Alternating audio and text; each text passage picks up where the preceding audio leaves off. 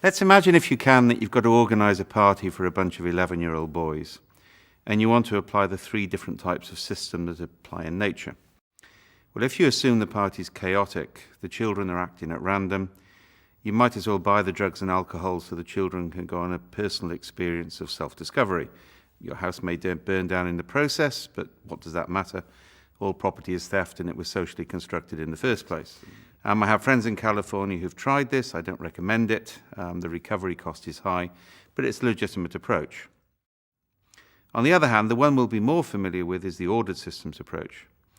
Here, it's of critical importance to construct clearly articulated learning objectives in advance of the party itself.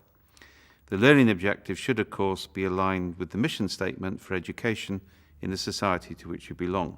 Ideally, you should print the learning objectives off on motivational posters with pictures of eagles soaring over valleys and water dropping into ponds, and place those around the room where you're going to hold the party. You then produce a project plan for the party. The project plan should have clear milestones throughout the party against which you can measure progress against ideal party outcome. Once you've done that, the senior adult can start the party with a motivational videotape. After all, you don't want the children wasting time in play which isn't aligned with the learning objectives of the party itself.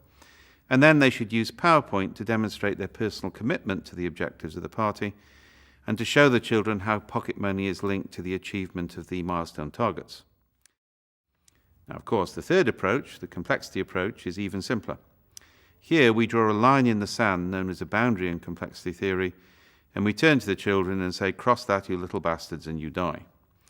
And one of the things you learn pretty fast as an adult is the value of flexible, negotiable boundaries, because rigid boundaries have a habit of becoming brittle and breaking catastrophically. We then use catalytic probes, and I'm deliberately using the jargon of complexity theory now. Football, a videotape, a barbecue, a computer game, something which will stimulate a pattern of activity which is called an attractor. And if it's a beneficial attractor, we stabilize it, we amplify it. If it's a negative attractor, we dampen it or destroy it fairly quickly. So what we do is we manage the emergence of beneficial coherence within attractors, within boundaries. And in that simple phrase, we see the promise of complexity theory for organizations and government alike.